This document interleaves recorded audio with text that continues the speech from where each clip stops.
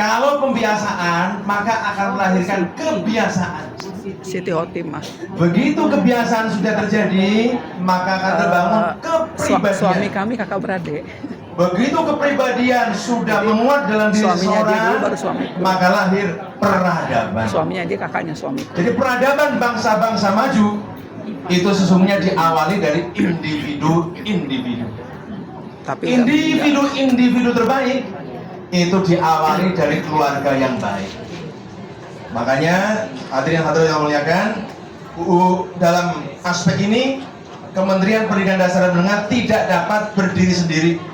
Untuk membangun kebiasaan, 7 kebiasaan ini tentu harus menggandeng keluarga. Ya, misalnya next.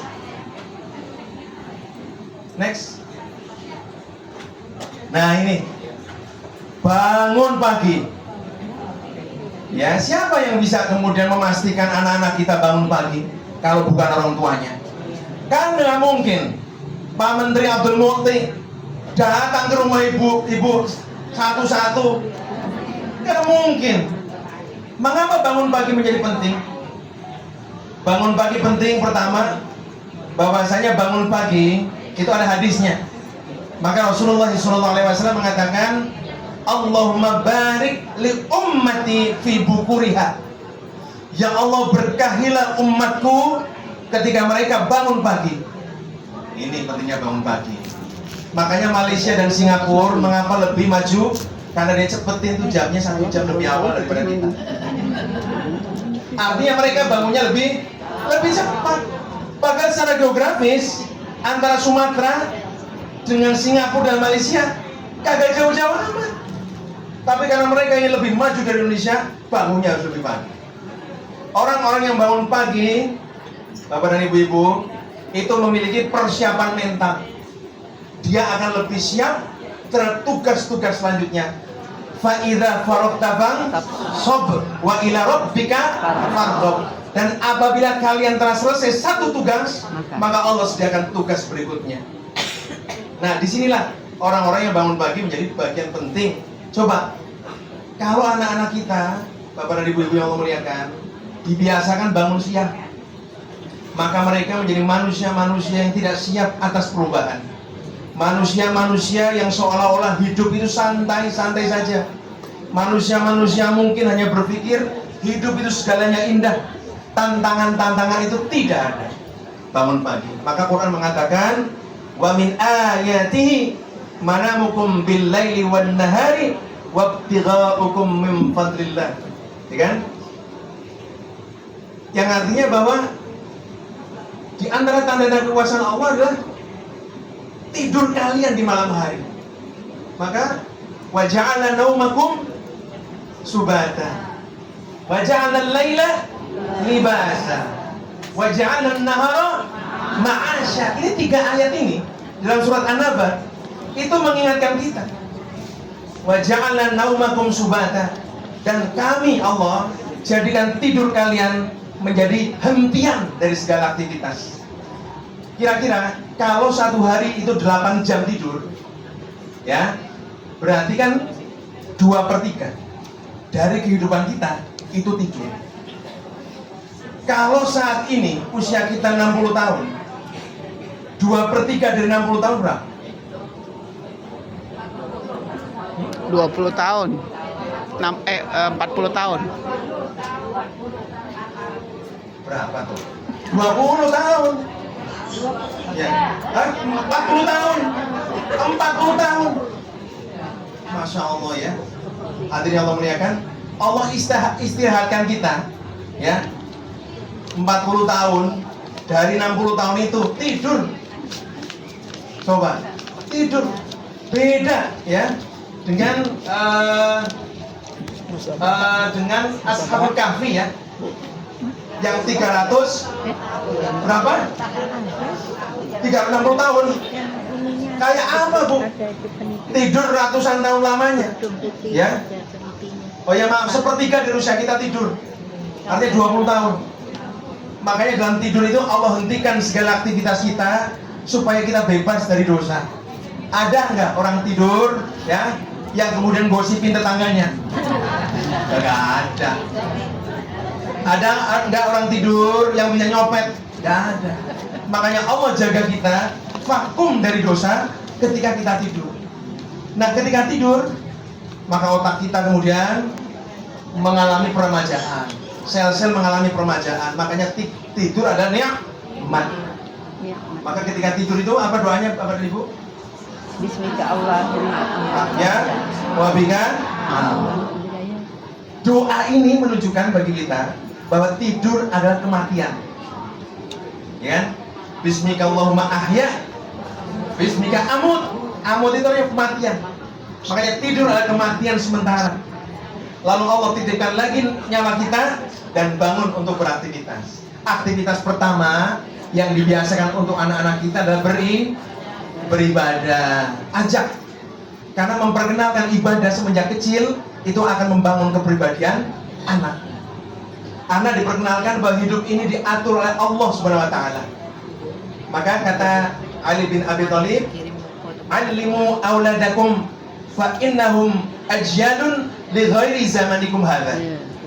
Ajarkanlah anak-anak kalian karena mereka adalah manusia yang akan hidup bukan pada zamanmu sekarang ini.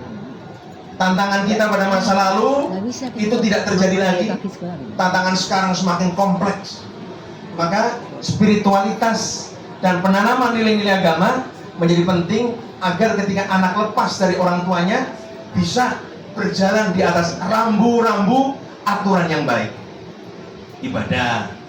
Lalu setelah ibadah berolahraga. Olahraga itu macam-macam ya, Bapak dan Ibu. Yang diperkenalkan oleh Pak Menteri adalah senam anak Indonesia Hebat.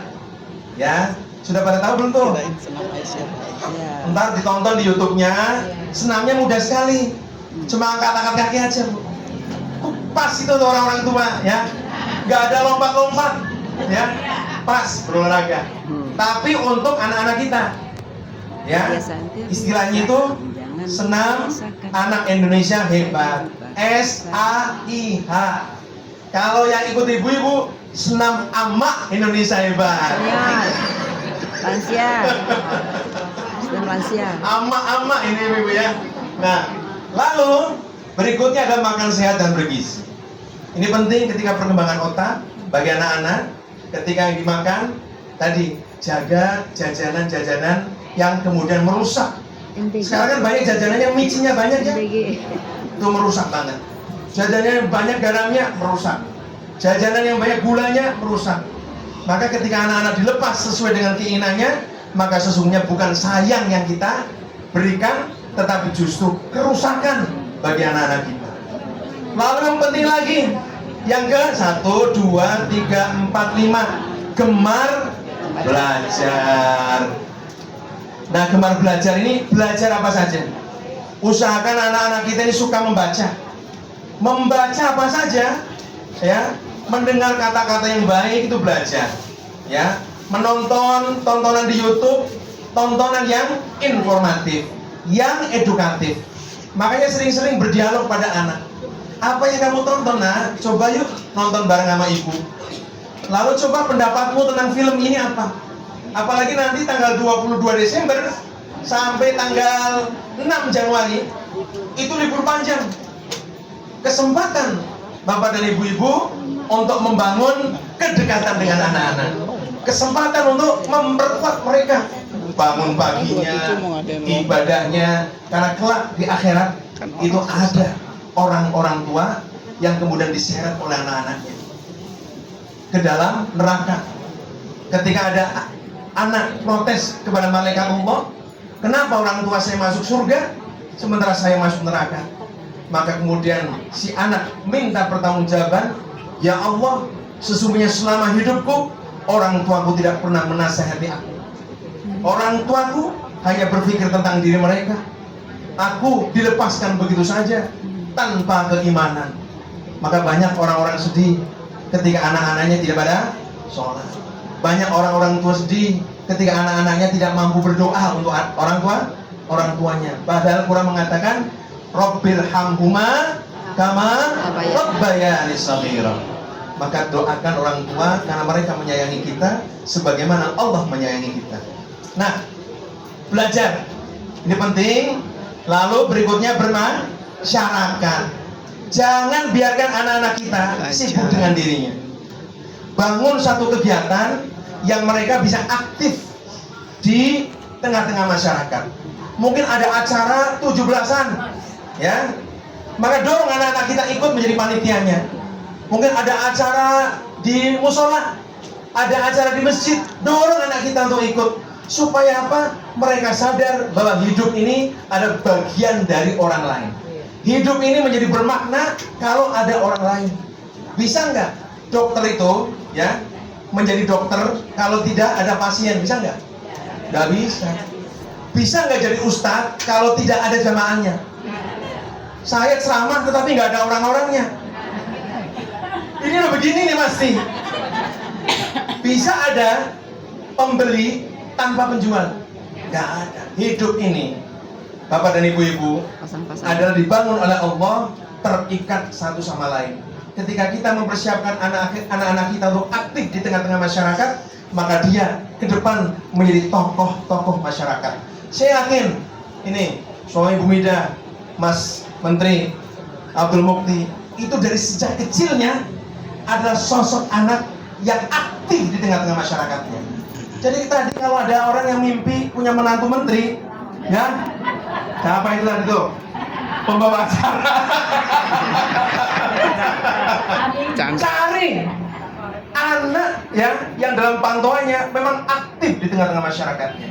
Maka dia memiliki peran, dia memiliki manfaat yang diakui oleh orang-orang banyak. Insya Allah, kalau kita biarkan anak-anak kita menyendiri, bermain sendiri, sibuk dengan dirinya, jangan harapkan dia menjadi seorang leader, dia menjadi seorang pemimpin di kemudian hari. Terakhir setelah bermasyarakat apa? Tidur cepat. Untuk terakhir kita dengarkan satu lagu ya Mas ya. Kita nyanyi bersama-sama ya.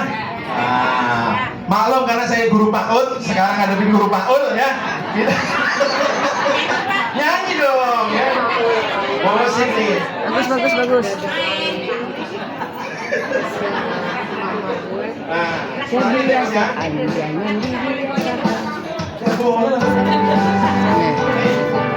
yang bisa nyanyi, ayo. Oke ya. Ini untuk penutup acara kita.